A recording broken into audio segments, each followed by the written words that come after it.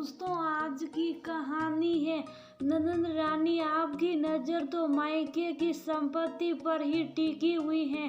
दोस्तों कहानी शुरू करने से पहले अगर आपने चैनल को सब्सक्राइब नहीं किया हो तो कर लीजिए ताकि आपके पास पहुंच सके हर नया वीडियो। दिसंबर का महीना विदाई ले रहा है और नए साल की तैयारियां चारों तरफ हो रही है। वह गुड़ की सौदी खुशबू मानो बता रही हो कि मकर संक्रांति का त्योहार आ रहा है।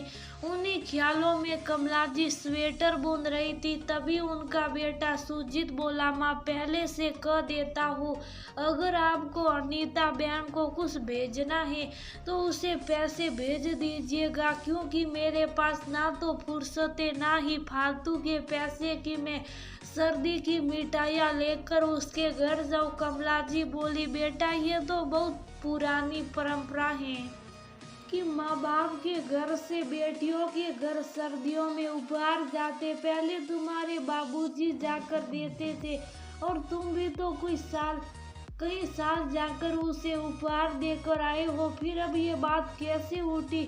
और फिर तुम्हारे ससुराल से भी तो सर्दियों में उपहार आते हैं, उसके लिए तो तुमने कभी नहीं मना किया। सुजीत बोला, मेरे ससुराल की तो बात ही मत कीजिए। यही सब सोचकर नेहा पत्नी ने भी अपने मायके में फोन करके कह दिया कि अब कोई उपहार ना भेजे। आप अनीता और नेहा की तुलना मत कीजिए। कभी आपने देखा नेहा और उसके भाई का झगड़ा होते हुए? पर मेरी बहन जिसके पास सब कुछ है फिर भी न जाने क्यों अपने मायके की संपत्ति पर नजर टिकाए रहती है। कमला जी बोली, बेटा बहू को कुछ मांगने की जरूरत ही कहाँ है? पहले ही तुम्हारे सास ससुर ने अपनी सारी संपत्ति के 2 हिस्से कर दिए हैं। सुजीत बोला, माँ आपकी यही बात मुझे अच्छी नहीं लगती। आप एक बार नहीं कहती कि नेहा ने उस संपत्ति को लेने से भी इनकार किया था। उसके माता पिता ने ये संपत्ति भाई बहन दोनों में इसलिए बांटा ताकि उसके भाई के ससुराल वाले इस संपत्ति के लिए उसके भाई को चोट ना पहुंचाए। हमारे घर में तो ऐसा कुछ भी नहीं है। फिर अनीता हर बार ये क्यों कहती है कि जो कुछ है उसमें उनका भी हिस्सा होना चाहिए? तभी उधर से सुजीत के पिता शर्मा जी आकर बोले, कमला सुजीत सही कह रहा है, उसके साले के ससुराल वाले आपराधिक किस्म के लोग हैं, इसलिए समधी जी ने संपत्ति 2 हिस्से में बांट दी थी। हमने भी अनीता को सब कुछ देकर विदा किया और दामाद जी अपने परिवार में अकेले हैं। फिर भी अगर अनीता ये बार बार कह रही है तो ये सही नहीं है। कमला जी बोली, आप दोनों ऐसा क्यों कह रहे हैं? अरे बेटी को अगर कुछ उपहार दे दोगे तो क्या घट जाएगा? शर्मा जी बोले, बात सिर्फ उपहारों तक नहीं, अरे अनीता के मन में अगर लालच जाग गया तो भाई बहन के रिश्ते भी खराब हो जाएंगे। कल को जब हम नहीं रहेंगे तो क्या वह पैसों के लिए रिश्ते खत्म कर देगी?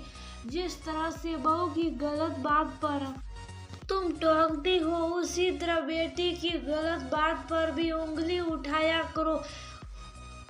उस दिन तो बात वहीं खत्म हो गई। कुछ रोज बाद कमला जी ने अनीता को फोन किया और बोली, अनीता सुजीत ने कुछ पैसे भेजे होंगे, सर्दी की मिठाइयाँ खरीद लेना। अनीता बोली, माँ ये अच्छा है, आप सब मेवे खाओ और मेरे लिए कुछ 1000। सबका तो ठीक है, आप भी बदल जाएगी, ये मैंने सोचा नहीं था। कमला जी बोली, अनीता क्यों पैसों के लिए अपने भाई से अपना रिश्ता खराब कर रही हो?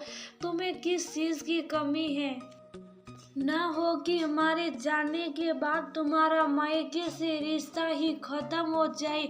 अनीता बोली, माँ आप लोगों के बाद ऐसे भी मुझे वहाँ से कोई उम्मीद नहीं है, और जहाँ तक कमी की बात है मैं अब अपना अधिकार क्यों छोड़ूंगी? कमला जी अनीता को समझाती रही पर वो समझने के तैयार नहीं थी। कुछ रोज बाद नेहा को अनीता का फोन आया कि वह मकर संक्रांति पर मायके आ रही है। नेहा कमला जी को बोली, मम्मी दीदी ही रही है। चलिए उनके लिए अच्छी सी साड़ी खरीद कर लाते हैं। तभी उधर से सुजीत आया और बोला, माँ ये क्या सुन रहा हो? अनीता मकर संक्रांति पर आ रही है। अगर ऐसा था तो पहले बताना चाहिए था, फालतू में पैसे भेजे। नेहा बोली, कोई बात नहीं, पैसों से भाई बहन के रिश्तों को मत तोलिए, आखिर वह आपकी बहन है। सुजीत बोला, नेहा तुम समझ नहीं रही हो, मुझे उपहार देने से कभी कोई तकलीफ नहीं, पर जबरदस्ती मायके की संपत्ति पर अपना अधिकार जताना ये भी तो सही नहीं है। शर्मा जी बोले, बहू तुम्हारी सोच की मैं बहुत इज्जत करता हूँ। काश कि हमारी बेटी की भी सोच तुम्हारी जैसी होती। सच कहे लोगों ने, जिसके पास जितना होता उसे और पाने की साथ होती है, फिर उसी साथ में वह जन्म के रिश्तों को भी बिगाड़ देता है। बहरहाल कुछ रोज बाद अनीता मायके आई।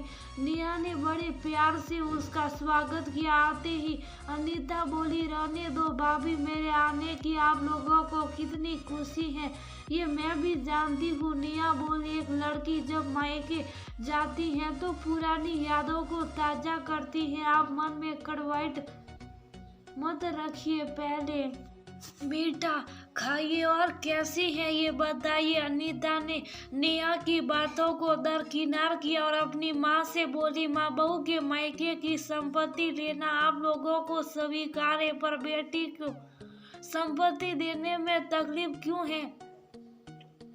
कमला जी कुछ कहती हैं। उससे पहले ही सुजीत बोला, दोनों परिस्थितियां अलग अलग है। अनीता बोली, वह कैसे? सुजीत बोला, तुम आते ही पहले अपने माँ बाप का हाल चाल नहीं पूछी, संपत्ति में हिस्सा मांगने लगी। शर्मा जी बोले, बेटा तुम्हारे ससुर की कितनी संपत्ति है, यहाँ तक कि उनको पेंशन भी मिलता है। तुम्हारे साथ साथ तुम्हारे पति भी कमाते हैं, फिर तुम्हें किस चीज की कमी है?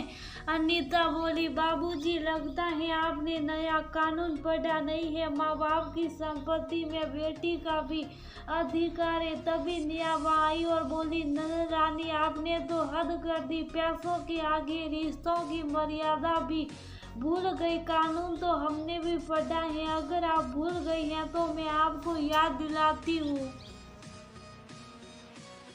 कि आपकी शादी के वक्त जब बाबूजी ने इस संपत्ति में 2 हिस्से लगाने की बात की थी, उस समय बड़ी शान से आपने कागजों पर दस्तखत किया था कि आप इस संपत्ति में कभी हिस्सा लेने नहीं आएगी। जब आपको रिश्ते से ज्यादा पैसों की लालच है तो सुनिए, अपनी मर्जी से संपत्ति लेने से एक बार इनकार कर देने के बाद आप दोबारा उस संपत्ति पर दावा नहीं कर सकती हैं। अनीता बोली, ये तो गलत है, उस वक्त भावनाओं में बहकर मैंने लिख दिया था।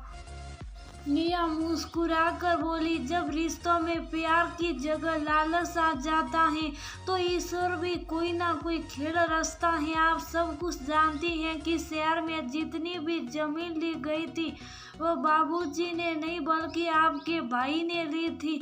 हाँ, ये उन्होंने जरूर किया कि सारी चीजें बाबूजी के नाम कर ली थी। अब उन्हें क्या पता था कि बहन आगे चलकर अपना हिस्सा मांगने आएगी। कुछ लालची भाई बहनों के कारण ऐसे पवित्र रिश्ते भी दूषित हो जाते हैं। उस दिन गुस्से में अनीता ने कुछ खाया नहीं और चुपचाप सो गई। अगले दिन कमला जी की आंखों में आंसू थे। वो अनीता से बोली, मैंने सोचा नहीं था कि पैसों का लालच इस कदर बढ़ जाता है कि लोग भाई बहन का रिश्ता प्यार भूल जाते हैं। अगर तुम कुछ नहीं मांगती तो मुझे पूरा यकीन था कि तुम्हारा भाई अपनी खुशी से तुम्हें पूरा जीवन मायके का सुख देता, पर तुमने तो मायके की तरफ मुड़ने वाले हर रास्ते को खुद ही बंद कर दिया। अनीता गुस्से में बोली, गलती तो मुझसे हुई जो मैं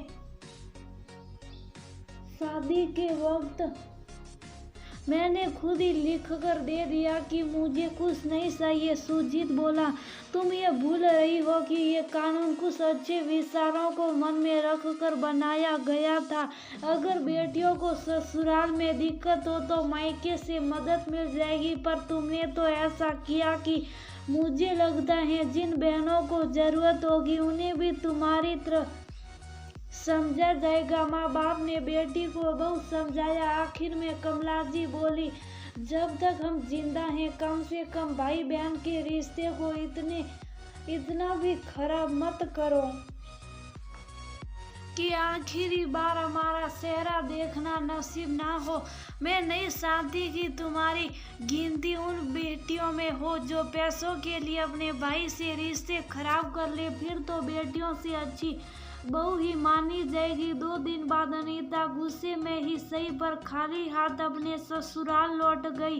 पूरे रास्ते वह अफसोस करती गई कि आखिर क्यों उसने उस वक्त उस कागज पर वह लिखा। अनीता के जाने के बाद मां की खुशी के लिए सुजीत ने अपने गांव के पैतृक जमीन के 2 हिस्से लगाने का फैसला किया और उसका एक हिस्सा अनीता को देते हुए ये कहा कि माता पिता के जाने के बाद उसके साथ वह किसी तरह का संबंध नहीं रखना चाहता। वक्त बीता, जब रिश्तों में खटास आ जाती है तो रिश्ते पहले जैसे कहाँ रहते हैं। अनीता का आना जाना मायके में कम हो गया। जिस बात का गम कमला जी को इतना हुआ कि वह 2 साल बाद दुनिया से चली गई। पत्नी के जाने का दुख शर्मा जी को इतना हुआ कि उन्होंने अपनी बेटी से सारे रिश्ते खत्म कर लिए और बहू में ही बेटी को ढूंढ